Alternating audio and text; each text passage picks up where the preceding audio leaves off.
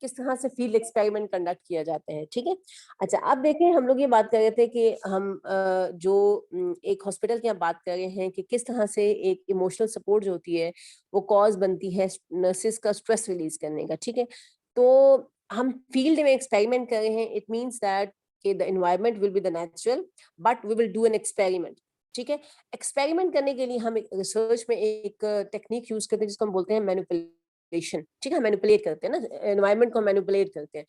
Manipulate हमने इस तरह से किया है कि हम लोगों ने जो एक सेकंड में आप लोगों से स्लाइड शेयर कर लूँ ना।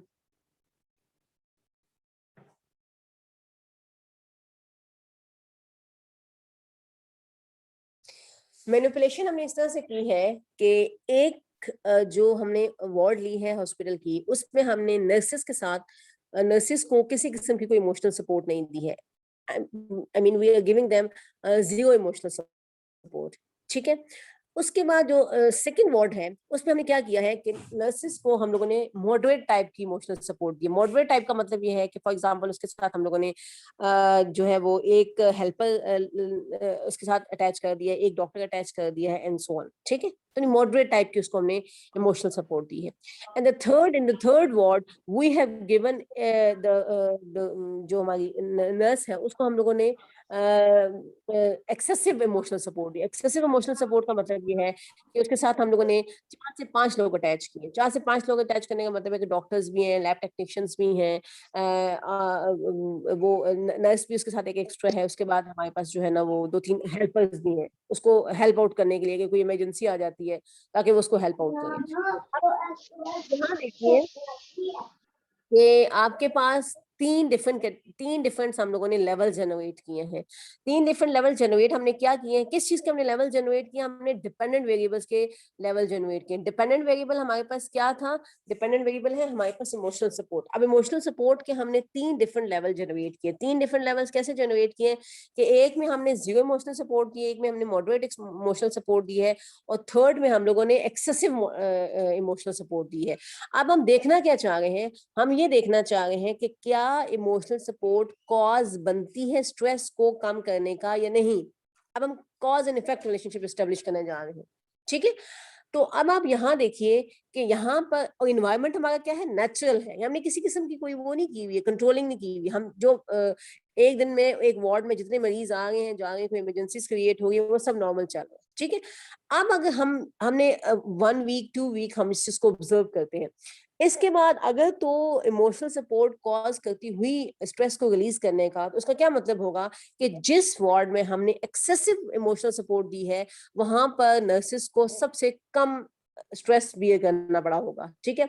जो मॉडरेट होगी उसमें उससे कम बियर करना पड़ा होगा और उससे ज्यादा बियर करना पड़ा होगा, और जहां पे हमने कोई इमोशनल सपोर्ट नहीं दिए वहां पे नर्सिस को बहुत ज्यादा स्ट्रेस बियर करना पड़ा है, ठीक है। If this is a situation, इसका क्या मतलब है कि इमोशनल सपोर्ट कॉजेज स्ट्रेस, ठीक है। अब ये जो स्टडी है जिसको हम कहते हैं फील्ड एक्सपेरिमेंट, ठीक है। अब आप ये देखिए जो पहली स्टडी थी उसमें रिसर्चर के इंटरफेरेंस मिनिमम थे। मिनिमम ये थे कि सिंपल वो डाटा कलेक्ट कर रहा था। इसमें रिसर्चर के इंटरफेरेंस उससे ज्यादा है। उससे ज्यादा ये है कि हम लोगों ने 3 कैटेगरीज बनाई है, उसने 1 वीक ऑब्जर्व किया है, उसने कैटेगरीज बनाई है, उसने ऑब्जर्वेशन की है। इसमें रिसर्चर की इंटरफेरेंस थोड़ी ज्यादा हो गई है। तो इसको हम क्या कहते हैं, इसको हम कहते हैं इसमें रिसर्चर की इंटरफेरेंस क्या है, मॉडरेट है, ठीक है। So whenever we will talk about the field experiment, experiment का वर्ड आया है, इसका मतलब है कि we are talking about the casual study, ठीक है। और कैजुअल स्टडी है और रिसर्चर की इंटरफेरेंस क्या होगी उसमें, मॉडरेट होगी। जब भी आपकी स्टडी फील्ड एक्सपेरिमेंट होगी तो रिसर्चर इंटरफेरेंस क्या होगी, मॉडरेट। जब भी आपकी स्टडी फील्ड स्टडी होगी तो रिसर्चर इंटरफेरेंस क्या होगी, मिनिमम। फील्ड स्टडी का क्या मतलब है, कोरिलेशनल स्टडी। फील्ड एक्सपेरिमेंट का मतलब है कि we are talking about experiment, तो जब भी एक्सपेरिमेंट का वर्ड आएगा तो उसका क्या मतलब है, कैजुअल स्टडी, ठीक हो गया। यहां तक सबको बात समझ आ गई है। अच्छा, अब 2 तो में समझ आ गया, researcher interference minimum, researcher interference moderate. अब तीसरी जो बात आती है वो आती है जी रिसर्चर इंटरफेरेंस एक्सेसिव, ठीक है। ये वो एग्जांपल जो आपके सामने भी गिवन है, उसने दी हुई है आपके सामने जो स्क्रीन पे आ गई, ठीक है। अच्छा, अब तीसरी जो है वो आ जाती है आपके पास एक्सेसिव इंटरफेरेंस। इसी चीज को मैं एक्सेसिव में कन्वर्ट, इस एग्जांपल को मैं एक्सेसिव में कन्वर्ट करती हूँ, ठीक है। अब एक्सेसिव का मतलब ये होगा कि तीन मैंने आपको टाइप ऑफ स्टडीज बताई है ना, तीन टाइप ऑफ मैंने बताया रिसर्च होती है। एक होती है फील्ड स्टडी, दूसरी होती है आपके पास फील्ड एक्सपेरिमेंट, तीसरी जो होती है वो होती है लैब एक्सपेरिमेंट। अब मैंने आपको बताया कि जहां पर फील्ड का वर्ड आएगा इसका मतलब क्या होगा, नेचुरल। लैब का वर्ड आ गया, लैब का वर्ड का क्या मतलब होता है, लैब का मतलब ये है कि we are talking about the artificial arrangement. इसका मतलब ये होगा कि हम ये करेंगे कि अब हम लोग आर्टिफिशियल अरेंजमेंट क्रिएट करेंगे, ठीक है। हम अपनी मर्जी के मुताबिक, अपनी जो मर्जी है, अपनी according to our own choice जो है, हम वहां पर इन्वायरमेंट क्रिएट करेंगे और फिर उसके बाद हम असेस करेंगे इम्पैक्ट। हम असेस करेंगे कि क्या जो है वो स्ट्रेस जो होती है वो रिलीज होता है अगर हम इमोशनल सपोर्ट जो है वो दें, जितनी ज्यादा इमोशनल सपोर्ट दें, ठीक है। So whenever there will be word lab experiment, अब एक्सपेरिमेंट का वर्ड स्टिल देयर, एक्सपेरिमेंट का अगर वर्ड आए तो उसका क्या मतलब होगा, टाइप ऑफ इन्वेस्टिगेशन क्या होगी यहाँ पे, कैजुअल स्टडी। लैब की बात करें तो लैब का मतलब है कि there is no more natural environment, no we are having the artificial arrangement, artificial environment. Artificial का मतलब ये है कि अब आप लोगों ने थोड़ा सा ना आर्टिफिशियल अरेंजमेंट क्रिएट करना है, ठीक है। अब देखें जैसे ये भी तो हो सकता है ना कि जो हम लोगों ने पिछली स्टडी में फील्ड एक्सपेरिमेंट में किया हो, तो ये भी तो हो सकता है ना कि जिसमें हम लोगों ने बहुत ज्यादा इमोशनल सपोर्ट दी हो, वहां पर कोई इमरजेंसी केस ही ना आया हो, ठीक है। और जिसको हमने बिल्कुल इमोशनल सपोर्ट नहीं दी, वहां पे सारे इमरजेंसी केसेस आए हो, तो इस वजह से उसने ज्यादा स्ट्रेस भी किया हो। तो अब हम क्या करते हैं कि अब हम सिचुएशन को ना वो करते हैं, कंट्रोल करते हैं। सिचुएशन को कंट्रोल ऐसे करते हैं कि हम 3 वार्ड्स जो हमने डिफरेंट बनाई हुई हैं उनका सीक्वेंस वही होगा, एक में हमने ज्यादा, एक में हमने एक्सेसिव इमोशनल सपोर्ट दी है, एक में हमने मॉडरेट इमोशनल सपोर्ट दी है, और एक में हमने zero without any emotional support है। अब हम ये करेंगे कि हम लोग इक्वली डिस्ट्रीब्यूट करेंगे जो इमरजेंसी पेशेंट्स होंगे इनटू दीज 3 वार्ड्स, कि अगर फॉर एग्जांपल एक दिन में एक वार्ड में एक वो आया है पेशेंट, इमरजेंसी पेशेंट आए हैं, अगर फॉर एग्जांपल 3 इमरजेंसी पेशेंट्स आए तो हम तीनों को एक उन तीनों डिफरेंट वार्ड्स में भेजेंगे। समझ आ गई बात, यानी कि इक्वली हम डिस्ट्रीब्यूट करेंगे ताकि हम देख सके ना कि इमोशनल सपोर्ट का कितना इफेक्ट होता है, ठीक है। फिर उसके बाद अगर फॉर एग्जांपल जितने ज्यादा वो आपके जो इमरजेंसी केसेस आते जाएंगे, हम उनको इक्वली डिस्ट्रीब्यूट करेंगे among the 3 ward, so that हम ये देख सकें कि हम इक्वल प्रेशर जनरेट करें ना for each of the ward. फिर उसका हम देखेंगे कि क्या इमोशनल सपोर्ट से स्ट्रेस रिलीज होता है या नहीं होता है। अब आप ये देखिए कि इस केस में जो रिसर्चर की इंटरफेरेंस है वो बहुत ज्यादा हो गई है। क्यों ज्यादा हो गई, क्योंकि उसने एनवायरनमेंट भी अब आर्टिफिशियल क्रिएट कर दी है, एनवायरनमेंट भी आर्टिफिशियल क्रिएट कर रहा है, उसके बाद वो एक्सपेरिमेंट कर रहे हैं, उसके बाद जो है वो उसकी उस चीज पे रिसर्च कंडक्ट कर रहा है, ठीक है। तो जब वो एनवायरनमेंट भी आर्टिफिशियल हो, एक्सपेरिमेंट कर रहा हो, तो इसका क्या मतलब है, रिसर्चर की इंटरफेरेंस क्या हो जाएगी, एक्सेसिव। Got it. तो अब आपके पास हम लोग को जो इससे चीज समझ आई है वो हम लोगों ने 3 चीजें हम लोगों ने अंडरस्टैंड की हैं, ठीक है। अब आप लोग काइंडली इसको गौर से सुन लीजिएगा कि they are the 3 types of the researches. Field study, अब फील्ड स्टडी है, फील्ड स्टडी में एनवायरनमेंट हमेशा क्या होगा, फील्ड, फील्ड का मतलब नेचुरल, स्टडी, स्टडी का मतलब क्या है, कोरिलेशनल स्टडी। और रिसर्चर इंटरफेरेंस क्या होगी, नेचुरल में अगर आप स्टडी करते हैं तो रिसर्चर इंटरफेरेंस क्या होगी, मिनिमम, ठीक है। In the case of the field study, the type of investigation would be the correlational, the environment would be the natural, and the researcher interference would be the minimum. When we talk about the field experiment, it means that there is a word of field. तो field का मतलब है natural, experiment का word आ गया, experiment का मतलब क्या होगा, we are talking about the casual study. जब आप field में experiment करते हैं तो researcher की interference क्या हो जाती है, moderate, ठीक है। Similarly, हम बात करते हैं लैब एक्सपेरिमेंट की। तो जब हम लैब एक्सपेरिमेंट की बात करते हैं तो लैब का मतलब है कि lab mean artificial arrangement, experiment का मतलब है कैजुअल स्टडी।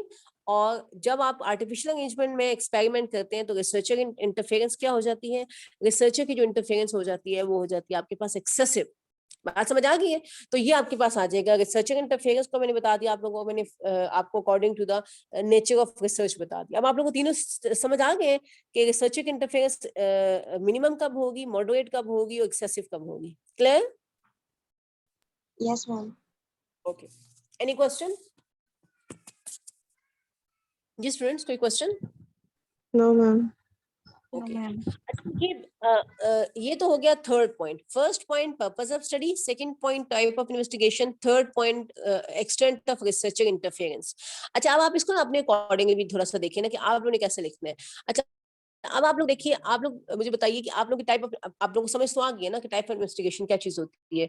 तो अब आप लोग मुझे बताइए कि आप लोगों की जो टाइप ऑफ इन्वेस्टिगेशन है वो क्या है, कोरिलेशनल है या कैजुअल है. आप लोग बताइए. आप लोग cause and effect relationship establish कर रहे हैं दो वेरिएबल्स के दरमियान, या आप लोग रिलेशनशिप चेक कर रहे हैं मोर देन वन वेरिएबल्स. हम कोरिलेशनल है क्योंकि हमने कोरिलेशनल है. Very good. कोरिलेशन. आप सब लोगों की स्टडी कोरिलेशनल स्टडी है because you are going to establish the relationship between the variables. एक से ज्यादा वेरिएबल्स दिए हुए ना आप लोगों ने. ठीक है. आप लोगों में से कोई स्टूडेंट ऐसा नहीं है जो कि cause and effect relationship establish कर रहा हो, यानी कि एक चीज, एक वेरिएबल का दूसरे पे कॉज देखना चाह रहा हो. ठीक है. तो आप सब लोगों की जो टाइप ऑफ इन्वेस्टिगेशन होगी, जो आप लोग लिखेंगे, type of investigation is correlational because we are going to establish the relationship between the more than one variables. ठीक है. चाहे वो स्टडी आप लोगों की डिस्क्रिप्टिव है, चाहे स्टडी आप लोगों की केस स्टडी है, चाहे आप लोगों की हाइपोथेसिस टेस्टिंग है या कोरिलेशनल है. in any case your type of investigation would be the correlational. अच्छा, थर्ड पॉइंट होगा एक्सटेंट ऑफ रिसर्चर इंटरफेरेंस. अब आप लोग याद रखें, जब आपने कह दिया ना टाइप ऑफ इन्वेस्टिगेशन आपकी कोरिलेशनल है, तो इट इज ऑब्वियस कि रिसर्चर इंटरफेरेंस आपकी क्या होगी, मिनिमम होगी. क्यों? क्योंकि हम बात करेंगे फील्ड स्टडी की, तो फील्ड स्टडी में हमेशा रिसर्चर इंटरफेरेंस क्या होती है, मिनिमम. तो आप लोग इसमें क्या लिखेंगे रिसर्चर इंटरफेरेंस में, as a type of investigation is correlational study. In case of the correlational study, it means that we are conducting the field study, and in case of the field study, the researcher interference is always minimum. ऐसा तो नहीं है ना कि आप लोग field experiment या lab experiment कर रहे हैं. आप लोगों में कोई ऐसे स्टूडेंट्स हैं जो ये ऐसा काम कर रहे हैं? आई डोंट थिंक सो कि कोई फील्ड एक्सपेरिमेंट या लैब एक्सपेरिमेंट कर रहे हैं, कोई किसी किस्म का एक्सपेरिमेंट कंडक्ट कर रहा है.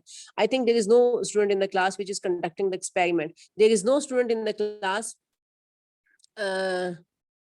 There is no student in the class जो कि एक्सपेरिमेंट कंडक्ट कर रहा हो. ठीक है. या आप लोग जो है वो कैजुअल स्टडी कंडक्ट कर रहे हो. क्लियर? सबको समझ आ गई? जी मुदस्सिर, आप इस तरह से कह रहे हैं? जी मैम, आप बिल्कुल सही है. हो गया. अच्छा जी स्टूडेंट्स, बाकी ये पॉइंट सबको समझ आ गया कि आप लोगों ने किस तरह से लिखना है रिसर्चर इंटरफेरेंस? Very good. अच्छा, उसके बाद नेक्स्ट आपके पास आ जाता है जी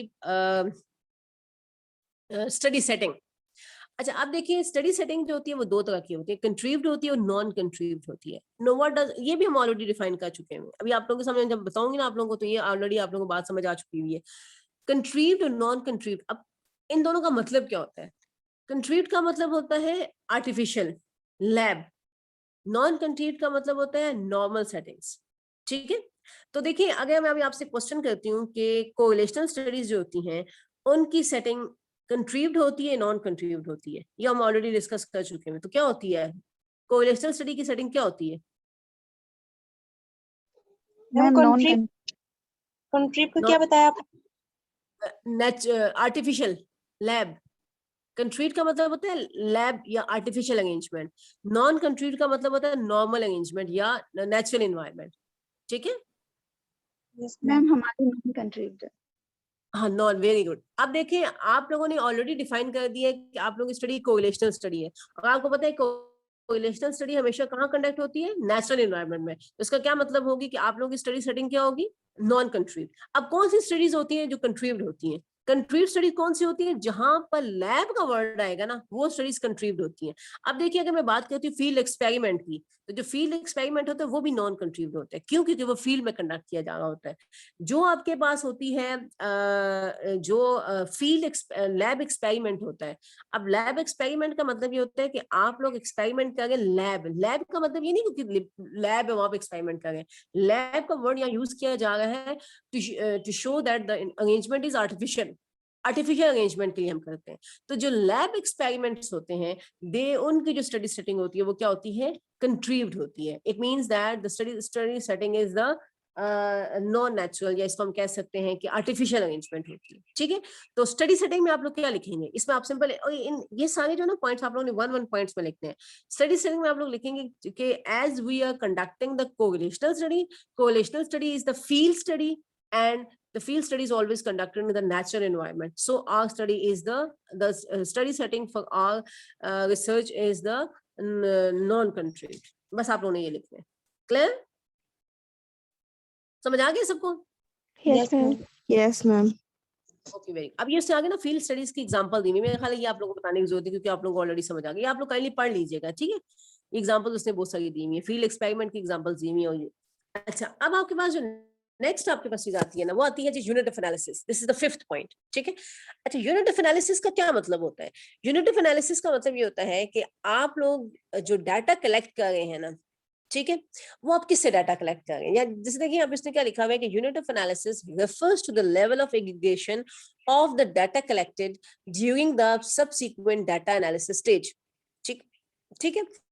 अच्छा, अब ये देखिए कि इसका मतलब क्या है? इसके आगे से ना 5 पॉइंट्स लिखे हुए, individuals, dates, groups, organisations and cultures. अब इंडिविजुअल्स का क्या मतलब है, डेट्स का क्या मतलब है? देखिए, अगर आप लोगों को मैं कहती हूँ फॉर एग्जांपल कि आप लोगों ने 60 ऑब्जर्वेशंस कलेक्ट करनी है, ठीक है, एंड आप लोग 60 लोगों के पास जाके डाटा कलेक्ट करते हैं, you will have to consult या you will have to go to 60 respondents. तो उस केस में भी आपका यूनिट ऑफ एनालिसिस क्या होगा? That would be the individual, ठीक है? जैसे देखिए फॉर एग्जांपल अगर मैं ये कहती हूँ कि factors affecting the performance of the teachers, ठीक है, in case study of Namal, तो इसका क्या मतलब है कि I will study the performance factor of the Namal teachers. I will go to the 60 teachers of the Namal, उनसे मैं डाटा जाकर कलेक्ट करूंगी। अगर मेरी एक ऑब्जर्वेशन एक पर्सन से कलेक्ट होगी तो in case of that in that case the unit of analysis would be the individual, ठीक है? उस केस में आपके पास जो आपके पास यूनिट ऑफ एनालिसिस होगा वो इंडिविजुअल होगा जब हम पर पर्सन की बात कर रहे होते हैं, ठीक है? जब हम एक पर्सन की बात कर रहे होते हैं या हम लोगों की इंडिविजुअल्स की बात कर रहे होते हैं, ठीक है? अब डेट्स का क्या मतलब होता है? What does we mean with the dates? Date का मतलब ये होता है कि अगर आप लोग इस तरह की स्टडी कंडक्ट कर रहे हैं जिसमें आप 2 पर्सन इंटरेक्शन की बात करते हैं या 2 पर्सन ग्रुप्स की बाट करते हैं, उसको हम कहते हैं डेट्स। अब 2 पर्सन्स का क्या मतलब है? जैसे देखिए आप एक ऐसी स्टडी कंडक्ट कर रहे हैं जिसमें आप लोग क्वेश्चन एक आपने एक बनाया हुआ है, लेकिन क्वेश्चन एक के अंदर क्वेश्चन आपने डाला हुआ है जैसे हस्बैंड वाइफ है। अब आप लोग क्वेश्चन है, एक क्वेश्चन है आप 2 लोगों से फिलअप कराएंगे। बात समझ आ गई आप लोगों को? यानी कि एक क्वेश्चन है के अंदर आपने हस्बैंड वाइफ दोनों के क्वेश्चन डाले हुए। फॉर एग्जांपल आपने पेरेंट्स के क्वेश्चन डाले हुए, पेरेंट्स है, ठीक है, आपने क्वेश्चन एक ऐसा बनाया हुआ जिसमें आपने क्वेश्चन डाले हुए पेरेंट्स। अब पेरेंट्स का मतलब है कि मदर और फादर दोनों, यानी इसका मतलब ये है कि क्वेश्चन एक है बट वो अगर आप फिलअप कराएंगे तो आप मदर और फादर दोनों से करा सकते हैं, ये दोनों से कराते हैं आप लोग, ठीक है? या हम कहते हैं ऑर्डिनेट या सब ऑर्डिनेट है, यानी कि एक क्वेश्चन एक ऐसा है जिसमें कुछ क्वेश्चन आपके बॉस से एलिमेंट है, कुछ क्वेश्चन आपके सब ऑर्डिनेट से एलिमेंट है जो उनके एम्प्लॉयज है। यहाँ का है जिसमें आप हस्बैंड वाइफ इंटरेक्शन की बात करते हैं या सुपरवाइजर सब ऑर्डिनेट्स की बात करते हैं, ये मदर फादर मदर की बात करते हैं। इस तरह के जो केस में जो यूनिट ऑफ एनालिसिस होगा वो क्या होगा? डेट्स। डेट्स का मतलब ये होगा कि जिसमें आप 2 पर्सन इंटरेक्शन की बात करेंगे। क्वेश्चन एक होगा but that will be fill up by the 2 persons, इसको हम कहते हैं डेट्स, ठीक है? सिमिलरली अगर हम ग्रुप्स की बात करते हैं, ग्रुप लेवल की, ग्रुप लेवल का क्या मतलब होगा? यानी कि हम कहते हैं कि जी अगर मैं आपसे कहती हूँ कि नमल के हर डिपार्टमेंट का आप कंपैरिजन करें, यानी नमल में जितने डिपार्टमेंट, या अगर हम अगर वो ले लेते हैं ना, साइंसेस ले लेते हैं, मैनेजमेंट साइंसेस है, सोशल साइंसेस है, इंग्लिश वाली है आपके पास, इंजीनियरिंग है, जितने भी आपके पास मेन जो आपके पास वो है आप नमल में जो जितनी भी आपके पास कैटेगरीज है आप उनको ले लेते हैं, तो उनका आप कंपैरिजन करते हैं। इस केस में फिर क्या होगा कि आप लोग क्वेश्चनर जो बनाएंगे वो हर ग्रुप का आप क्वेश्चनर बनाएंगे, हर डिफरेंट ग्रुप का बनाएंगे, यानी मैनेजमेंट साइंसेस का एक अलग एक क्वेश्चन है, मैनेजमेंट फिलअप डिफरेंट लोग करेंगे उसमें से, लेकिन एक ऑब्जर्वेशन वहां पे आपके पास आएगी। सिमिलरली सोशल साइंसेस है उनका एक अलग होगा, ह्यूमैनिटीज है उसका एक अलग होगा, ठीक है? इसी तरह से आपके पास जो है वो अगर हम इंग्लिश की बात करते हैं तो उनके पास आपके पास एक अलग होगा। ग्रुप्स की बात करें तो इसका मतलब डिफरेंट ग्रुप्स को हम लोग ले लेंगे, ठीक है? जी अनीता, आप कुछ कहना चाह रही हैं?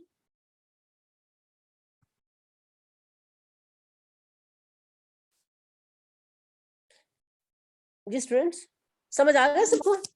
आवाज में थोड़ी प्रॉब्लम थी, अब आ रही है। अच्छा मैम ये ग्रुप वाला दोबारा बता दें एक दफा। देखिए ग्रुप्स का मतलब ये होता है कि अगर आपका problem statement is relevant to the group effectiveness, तो यूनिट ऑफ एनालिसिस जो होगा वो ग्रुप लेवल पे होगा। ग्रुप लेवल का मतलब ये होता है कि if you want to compare the different departments in organisation, जैसे मैंने भी आपके सामने बात की है कि अगर आप नमल के डिफरेंट डिपार्टमेंट्स को कंपेयर करना चाहती हैं, तो इस केस में जो डाटा एनालिसिस होगा वो डिपार्टमेंटल लेवल पे किया जाएगा। ठीक है, इंडिविजुअल इस केस में जो इंडिविजुअल जो डिपार्टमेंट होगा ना, that will be considered as individual. ठीक है, यानी कि आपके पास एक यूनिट जो होगा वो एक डिपार्टमेंट होगा। जैसे मैंने पहले एग्जांपल की इंडिविजुअल्स की बात की थी, तो उस केस में एक बंदा जो था वो एक इंडिविजुअल था, इसमें एक डिपार्टमेंट जो होगा वो एक इंडिविजुअल होगा। डेट्स के केस में 2 पर्संस का एक आपके पास परफॉर्मा आता है। ठीक है, ग्रुप्स के केस में क्या होगा कि एक department would be one individual. इस केस में जब आप डिपार्टमेंट्स की बात करते हैं, डिपार्टमेंट्स के कंपैरिजन की बात करते हैं, तो हम क्या करते हैं कि हमारी जो हमारे पास यूनिट ऑफ एनालिसिस होता है वो हमारे पास क्या आ जाता है, वो आ जाता है ग्रुप लेवल। ठीक है, और ये यूनिट ऑफ एनालिसिस आप किस बेस पे डिफाइन करते हैं? आपके रिसर्च क्वेश्चन के बेस पे डिफाइन करते हैं कि आप इंडिविजुअल्स की बात कर रहे हैं, आप डेट्स की बात कर रहे हैं, आप ग्रुप्स की बात कर रहे हैं, या आप ऑर्गेनाइजेशंस की बात कर रहे हैं। ठीक है, अब नेक्स्ट जो है ना आपके पास आ जाता है इंडस्ट्री।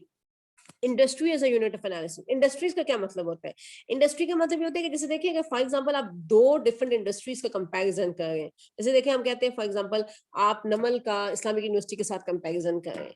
ठीक है, तो उस केस में फिर हमारे पास यूनिट ऑफ एनालिसिस क्या होगा? हमारे पास यूनिट ऑफ एनालिसिस जो होगा वो इंडस्ट्री होगा।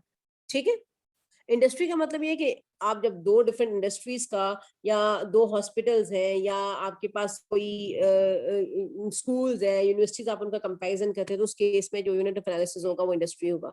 Similarly if you are going to compare the 2 countries, cross country analysis करें, आप लोग क्रॉस कंट्री कंपैरिजन करें, तो उस केस में जो आपके पास यूनिट ऑफ एनालिसिस होगा वो आपके पास क्या होगा? कंट्रीज होगा। अब आप लोगों ने according to your research question बताना है कि आपका यूनिट ऑफ एनालिसिस क्या है। आपका यूनिट ऑफ एनालिसिस इंडिविजुअल है, आपका यूनिट ऑफ एनालिसिस डेट्स है, ग्रुप्स है, कंट्रीज है, ये क्या है?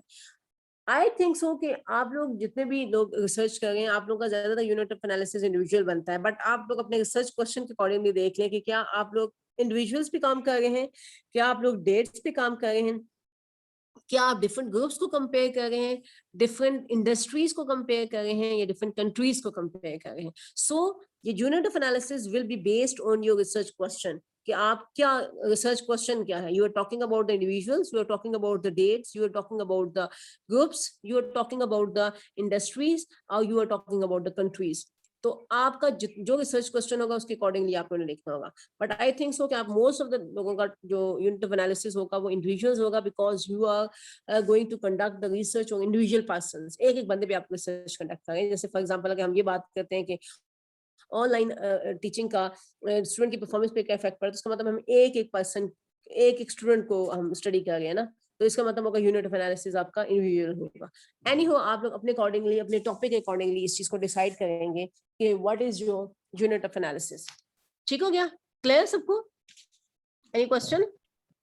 Yes, ma'am. Clear है.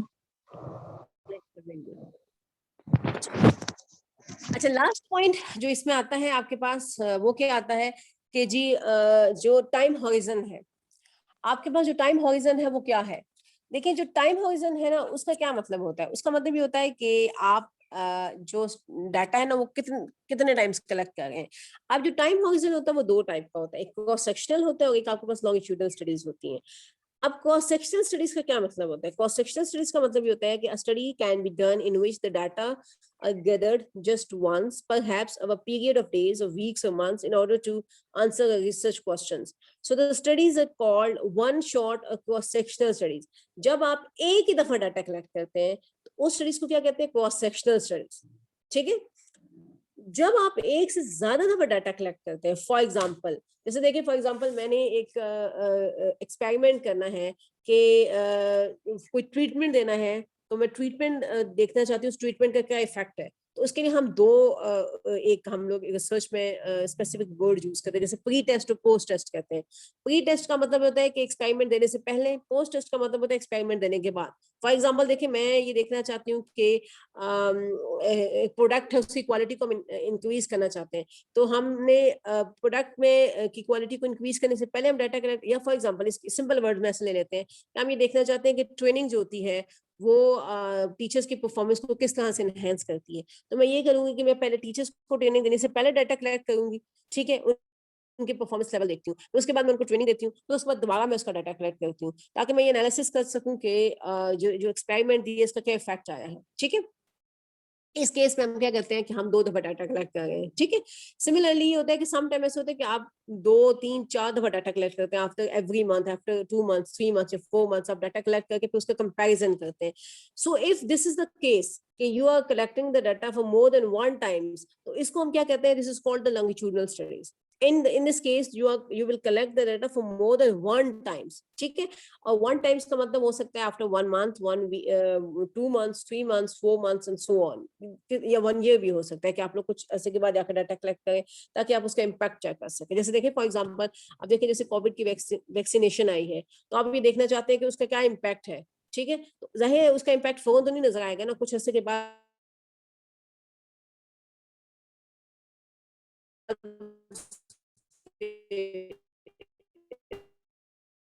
जो है, ठीक हो गया किसी को नहीं?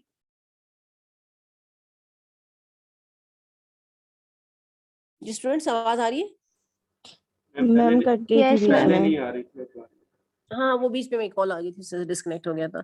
अच्छा खैर, तो इसको हम कहते हैं, this is called the longitudinal studies. अब आप लोग अपने रिसर्च के अकॉर्डिंगली बताइए कि क्या आप लोग की स्टडीज जो है वो क्रॉस सेक्शनल है या लॉन्गिट्यूडनल स्टडीज है।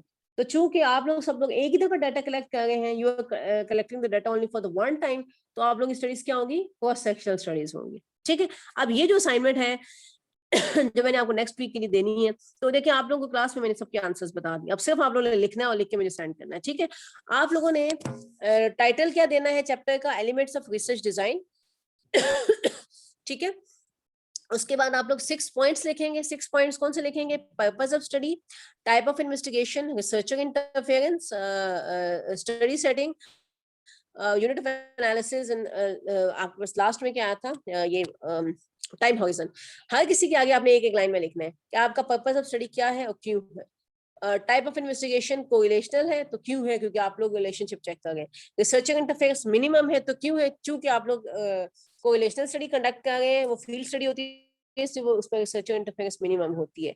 स्टडी सेटिंग आप लोगों की नॉन कंट्रीब्यूट है, इसलिए क्योंकि आप लोग कोरिलेशनल स्टडी कंडक्ट कर रहे हैं, वो फील्ड में होती है, इसलिए नॉन कंट्रीब्यूट है। ठीक है, यूनिट ऑफ एनालिसिस हमारा इंडिविजुअल है, क्योंकि हम लोग इंडिविजुअल्स पे डाटा कलेक्ट कर रहे हैं, इंडिविजुअल से डाटा कलेक्ट करेंगे तो हमारा टाइम ऑफ जो यूनिट ऑफ एनालिसिस होगा वो इंडिविजुअल होगा। लास्ट में हमारा टाइम जो हॉरिजन है, चूंकि हम लोग only we are collecting data only for the 1 time, so our जो time horizon will be the 1 shot और cross sectional studies, that's all. ये आप लोगों का नेक्स्ट वीक असाइनमेंट जो आप लोगों ने मुझे सबमिट करानी होगी। ठीक है, ये आंसर्स आप सब लोगों को पता चल गया, बस आप लिख के तो मुझे सबमिट करा दीजिएगा। ठीक है, ओके मैम। समझ आ गया, Okay, सब क्लियर हो गया? yes, ma'am. यस अच्छा मैम। ओके, अच्छा ओके जी। कोई क्वेश्चन है तो काइंडली पूछ लीजिए। एक मैं आप लोगों के सामने भी आप लोगों को मैं एक इसकी पिक्चर बना के सेंड करती हूँ, एक छोटी सी असाइनमेंट मैं आप लोगों को दे रही हूँ, एक्टिविटी इनफेक्ट दे रही हूँ, तो मैं आप लोगों से पूछती हूँ। ठीक है जी स्टूडेंट्स, कोई क्वेश्चन है तो काइंडली मुझसे पूछ लीजिए, क्वेश्चन क्लियर करें ना आप लोग मुझसे। ठीक है, अच्छा अब इसके बाद ये है कि जो नेक्स्ट क्लास होगी इंशाल्लाह, उसमें हम लोग एक नया टॉपिक पढ़ेंगे। अभी जो every class is very important class. ठीक है, अगली क्लास में मैं आप लोगों को ऑपरेशनलाइजेशन और स्केल्स का बताऊंगी। ऑपरेशनलाइजेशन और स्केल्स के बाद हम लोग we will be able to structure a question है। ठीक है, तो जब तक आपको ऑपरेशनलाइजेशन की समझ नहीं आएगी, आप क्वेश्चन नहीं बना सकते। ठीक है, अगली क्लास में मैं आपको ऑपरेशनलाइजेशन बताऊंगी, वो कैसे करते हैं, स्केल्स के बारे में बताऊंगी। ठीक है, नेक्स्ट क्लास का हमारी उससे अगली क्लास में मैं आपको क्वेश्चन बनाना सिखा दूंगी। ठीक है, फिर उसके बाद ज्यादातर काम आप लोगों ने खुद करना होगा, क्वेश्चन फिलअप करने हैं, फिर उसकी कोडिंग करनी होगी, फिर एनालिसिस बता दूंगी आप लोगों ने किस तरह से करना। लेकिन let me tell you one thing, और प्लीज ये अपनी क्लास को कन्वे कर दीजिएगा कि next 3 classes very important classes. ठीक है, अगली 3 क्लासेस बहुत इंपॉर्टेंट है, जिसमें मैं आप लोगों को सब कुछ बता दूंगी कि स्केल्स कैसे आप लोगों ने करने यूज करने हैं, आप लोगों ने ऑपरेशनलाइजेशन कैसे करनी है, क्वेश्चन किस तरह से बनाना है, कोडिंग किस तरह से करनी है। ये चीजें आप लोगों को समझ आ गई तो इसका मतलब आप लोगों ने क्वालिटेटिव रिसर्च के आप लोग मास्टर हो जाएंगे। ठीक है, आप लोगों को समझ आ जाएगी कि प्राइमरी डाटा पे काम किस तरह से करें। इनफैक्ट हम लोग जो काम कर रहे हैं ना, हम लोग किस पे काम कर रहे हैं, प्राइमरी डाटा पे काम कर रहे हैं। ठीक है, दो तरह के डाटा होते हैं ना, एक प्राइमरी डाटा होता है, एक सेकेंडरी डाटा होता है। तो सेकेंडरी डाटा का मतलब होता है जो ऑलरेडी अवेलेबल इन्फॉर्मेशन होती है, उसको यूज करके आप लोग रिसर्च कंडक्ट करते हैं। आप लोग ऑलरेडी अवेलेबल इन्फॉर्मेशन यूज नहीं कर रहे हैं, बल्कि इनफैक्ट आप लोगों ने खुद से इन्फॉर्मेशन एक्सट्रैक्ट करनी है, खुद से इन्फॉर्मेशन कलेक्ट करनी है। सो आप लोग जो काम कर रहे हैं वो प्राइमरी डाटा पे काम कर रहे हैं। ठीक है, क्वेश्चन जो है ना हमेशा प्राइमरी डाटा होता है जिसपे हम काम करते हैं। तो अगली जो 2-3 क्लासेस हैं दे आर वेरी इंपॉर्टेंट, बस वो आप लोग कोशिश करें कि किसी सूरत मिस ना करें। ठीक है, तो इंशाल्लाह ताला फिर वो आप लोग का ये आप लोगों को क्लियर हो जाएगा ये कॉन्सेप्ट सारा। जी समझ आ गया सबको? Yes ma'am. Yes, तो ma'am. अच्छा, मैं आप लोगों को 2-3 मिनट्स दे रही हूँ, मैं एक पिक्चर बना के आप लोगों को सेंड करती हूँ, फिर आप लोग बैठ के वो सिनेरियो सॉल्व करें, फिर हम उनको डिस्कस करते हैं। ठीक है, क्योंकि मेरा भी रोजा है तो मैं बहुत ज्यादा बोल नहीं सकती हूँ। अभी तो रोजा खोलने में भी बहुत टाइम पड़ा हुआ है, मुझे भी से प्यास लग गई है। अच्छा ओके जी, मैं ये फिलहाल स्लाइड जो है ना, इसको स्लाइड शो खत्म कर रही हूँ मैं WhatsApp पे, तो फिर आप लोग उसको सॉल्व कीजिएगा। ठीक है, कोई क्वेश्चन?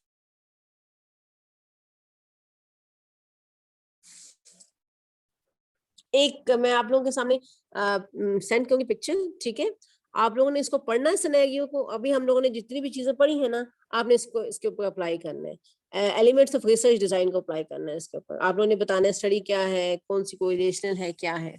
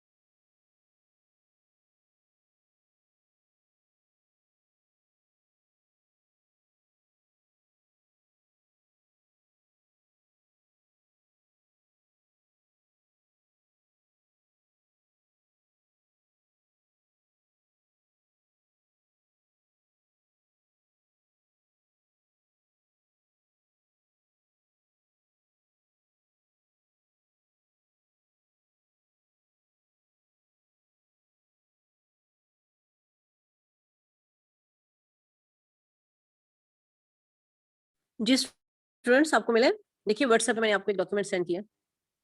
यस मैम, मिल गया। ओके, मैं आपको एक भी और भी पेज सेंड कर रही हूँ, आप लोग बैठ के इसको सॉल्व कीजिए। I am giving you 10 to 15 minutes. उसके बाद हर क्लास का जो स्टूडेंट, क्लास का हर स्टूडेंट जो मेरे से डिस्कस करेगा। ठीक है, वही बात है कि जो नहीं करेगा फिर उसको मार्क्स नहीं मिलेंगे। क्लास एवेल्युएशन तो आप लोग की कहती है ना।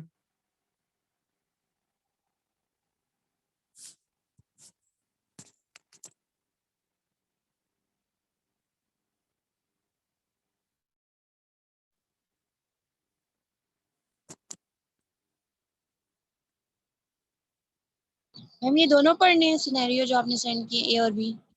हाँ जी, हाँ जी, आपको एक और भी सेंड कर दूँ। आप लोग पहले क्वेश्चन पढ़िए। ठीक है, क्वेश्चन पढ़े फिर उसके बाद आप सिनेरियो पढ़ें। ठीक है, मैं आपको एक और सिनेरियो सेंड करूँ, 3 सिनेरियोज इनफैक्ट ये।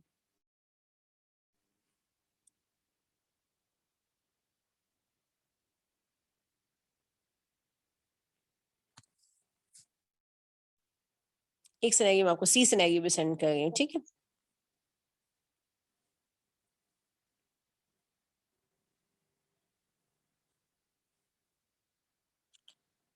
ओके ओके जी, ये मैंने आपको एक और सेंड किया, ठीक है। सब लोग बैठ के इसको सॉल्व कीजिए, ठीक है। आपको मैं 10 to 15 मिनट्स दे रही हूँ, फिर उसके बाद लास्ट जो 30 मिनट्स होंगे उसमें हम डिस्कस करेंगे इसको। स्लाइड्स आपके सामने ही है, अगर आपको कुछ चीज समझ ना आ रही हो तो मुझसे पूछ लें, ठीक है।